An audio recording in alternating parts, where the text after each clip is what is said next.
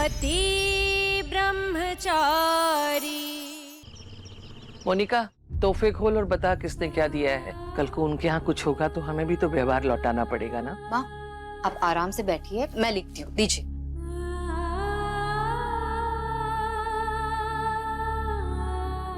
पापा जी, ताईमा, आप दोनों थक गए होंगे ना। इसमें गुनगुना पानी है, थोड़ी देर पैर डुबो के रखिए, आराम मिलेगा।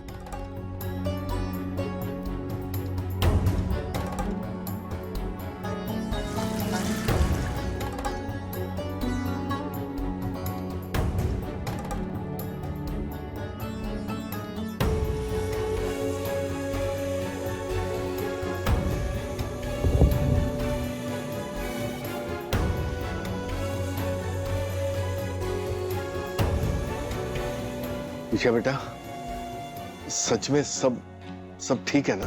अरे ये बेचारी अदिति इतना घबरा रही थी पता चला जब तू किडनैप हो गई है, और हम तो पुलिस में फोन भी करने वाले थे। वो चाचा जी, मुझे ये गलतफहमी हो गई थी।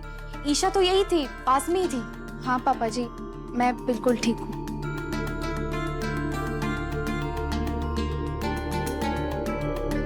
मम्मी जी, ये जौनपुर वाली मासी ने दिया है बर्तनों का सेट और 2 से 1 का शगुन। लिख लिया अदिति। हाय हाय मम्मी जी, हमारे सारे रिश्तेदार गरीब हैं। ये देखिए ना, पास वाली लक्ष्मी आंटी ने 11 रुपए भेजे हैं। ताईमा, क्या हुआ? मैं कब से देख रही हूँ आप उदास बैठी है। बेटियों से घर की रौनक होती है। कल तक काव्या इस घर में यहाँ से वहाँ घूमती फिरती थी, आज मेरी चिड़िया पूरा घर सूना करके चली गई। हाँ ना माँ, बहुत कमी खल रही है काव्या की, पर आप ना टेंशन मत लो। मैं तो बस अब रोज भगवान जी से यही प्रार्थना करूंगी कि काव्या की उसके ससुराल से जल्दी छुट्टी हो और वो जल्दी जल्दी वापस इस घर में आ जाए। या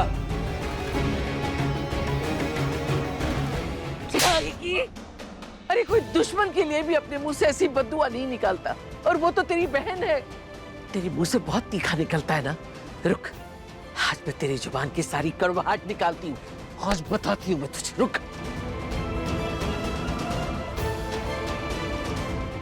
लोहे को लोहा काटता है, जहर को जहर। ले ये खा।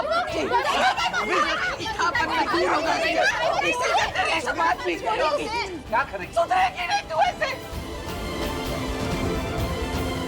जब से काव्या की शादी तय हुई है, उस दिन से उसे बस ये कोसती रहती है। ताईमा, काव्या प्यार का हाथ थाम के गई है उस घर में, और आप सबका आशीर्वाद भी तो है उसके साथ। वो इतनी अच्छी नर्स है, उसे इतने मरीजों की दुआ मिली होगी, उसे किसी की नजर नहीं लगेगी।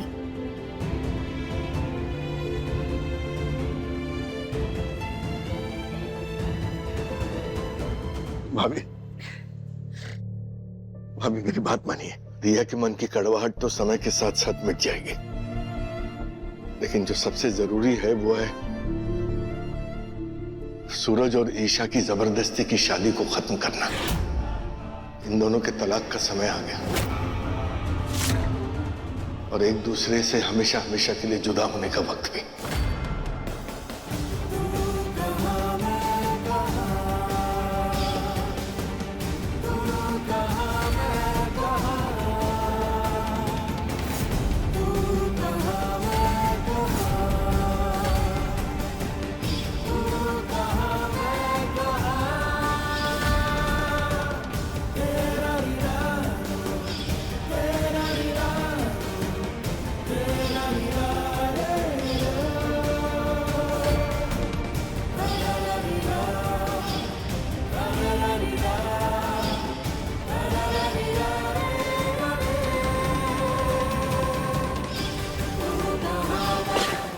मिट गया नाम भी और रिश्ता भी।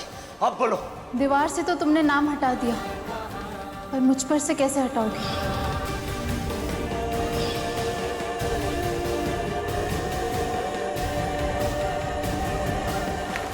अरे कौन?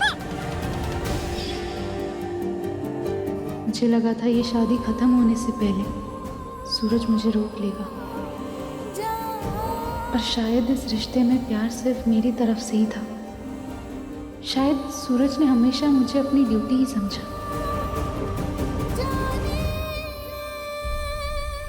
ईशा, बेटा तू अपना सामान बांध ले। अगले 24 घंटों में तुझे ये घर छोड़ के जाना होगा, हमेशा हमेशा के लिए।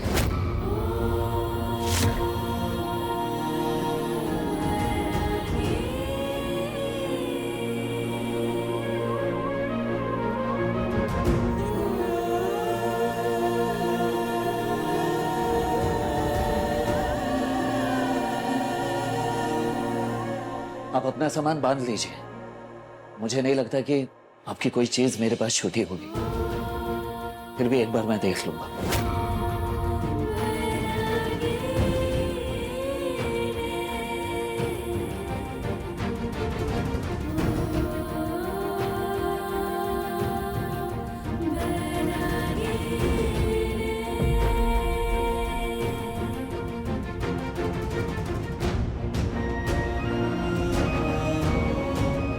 चाचा जी, 24 घंटे में सूरज ने ईशा से अपने दिल की बात नहीं कही और उसे नहीं रोका, क्या होगा? तो ये उसकी बदकिस्मती होगी, क्योंकि पत्नी अपने पति के घर में तब तक रह सकती है जब तक पति की नजरों में अपनी पत्नी के लिए सम्मान और गरिमा है। उसके पास पत्नी होने का अधिकार है। या तो सूरज उसे आगे बढ़कर खुद रोकेगा, या इन दोनों के बीच का रिश्ता हमेशा हमेशा के लिए खत्म हो जाना ही बेहतर है।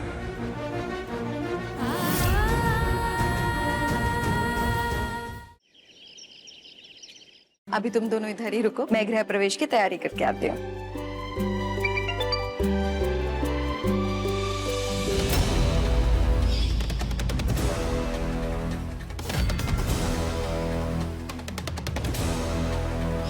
समझ में नहीं आया कि खुशबू मोनिका के साथ क्या कर रही थी और उसने अपना हाथ अपने पेट पे क्यों रखा हुआ था।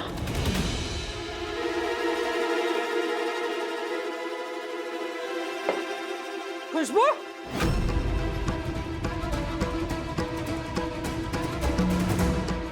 जी दादी माँ। तू पेट से है ना, फिर ऐसी हालत में झुक झुक के रस्में कैसे निभाएगी तू? इस घर को वारिस देने वाली है।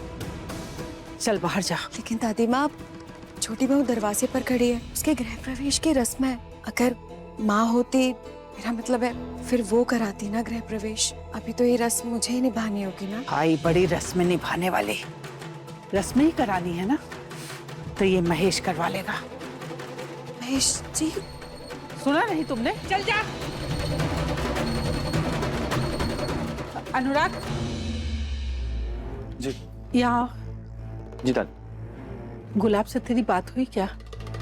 उसे फोन लगा और पूछ कि कब आ रहा है। पता नहीं उसका काम हुआ भी कि नहीं हुआ। बच्चों के पीछे मरता रहता है और बच्चे उसे अंगूठा दिखाते हैं। मुफ्त की रोटी तोड़ने के लिए नहीं रखा है तुम लोगों को। एक औरत नहीं संभाली गई तुम लोगों से। मुझे कावेरी चाहिए, वरना तुम लोगों की खाल उधेड़ दूंगा मैं। जाओ और जाकर ढूंढो उसे, और मुझे तब तक अपनी शक्ल नहीं दिखाना जब तक वो औरत मिल नहीं जाती। जाओ।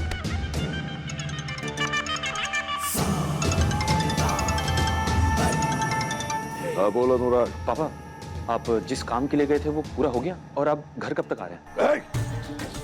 मैं तेरा बाप हूं, तू नहीं, जो तू मुझसे सवाल कर रहा है। सवाल सिर्फ मैं पूछूंगा, ये बात हमेशा याद रखना। सॉरी पापा, वो मैं कब कहाँ जाऊंगा, कब आऊंगा, ये सिर्फ मैं तय करूंगा, और मेरी मर्जी होगी तब आऊंगा। दोबारा फोन मत करना, समझा? क्या कह रहा था? वो आप उनसे खुद ही पूछ लें।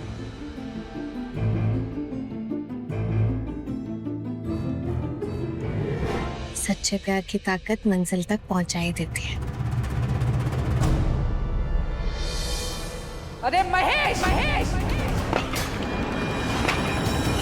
कलश लेके आएगा कि नहीं? जी दादी।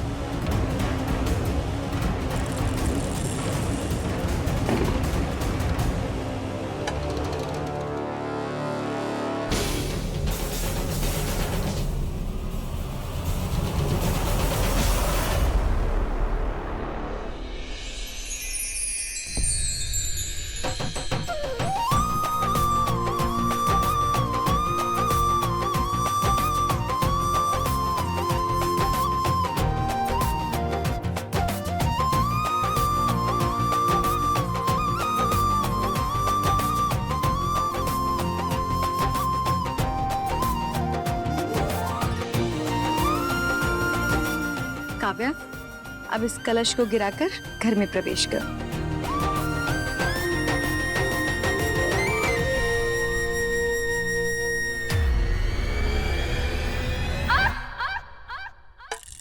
काव्या, काव्या, काव्या, क्यों? हमारी उंगलियां?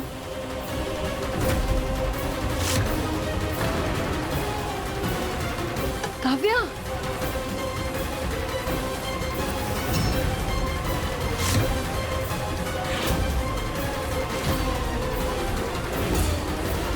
ये तो मैंने सोचा भी नहीं था। कहते हैं ना, जो हो सो प्रभु की इच्छा। जैसे तेरे पाँव जले हैं ना, वैसे तेरी पूरी जिंदगी जले। ये मिली बद्दुआ है तुझे। कोयला? महेश जी, ये कलश में जलता हुआ कोयला कैसे आया? वो मैं जल्दी जल्दी चावल भर रहा था, बगल में सिगड़ी रखी हुई थी, शायद उसी में से गिर गया होगा। तुम्हारी लापरवाही की वजह से देखो क्या हो गया। अगर काम ठीक से नहीं कर सकते तो छोड़ दो ये नौकरी। अरे नहीं नहीं नहीं, इनकी मुझसे कोई दुश्मनी थोड़ी है, उनसे गलती से हो गया, उन्होंने जानकर थोड़ी किया। अब खड़े खड़े देख क्या रहे हो, हटाओ ये सब यहाँ से। कहते हैं कि नई बहू के पैर घर में पड़े तो लक्ष्मी आती है, और इस लक्ष्मी ने तो अपने पैर जला लिए। ये बहुत बड़ा अशुभ है, बहुत बड़ा अपशकुन है ये। दादी आप ये सब क्या बोल रही हैं? बिल्कुल सही बोल रही हूँ। नई बहू के घर में पैर पड़ते ही इतना बड़ा अपशकुन हो गया। दादी अपशकुन कुछ नहीं होता है, और इसमें काव्या की क्या गलती है?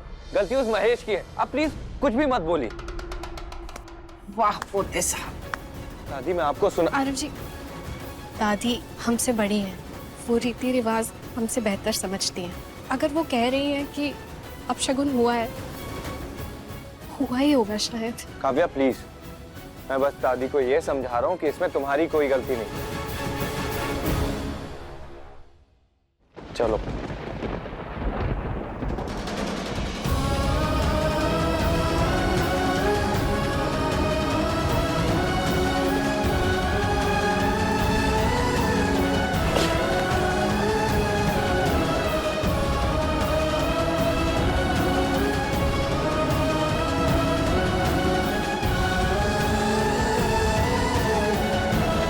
जब इंसान की नीयत नेक और मन सच्चा हो तो कोई अपशकुन हो ही नहीं सकता।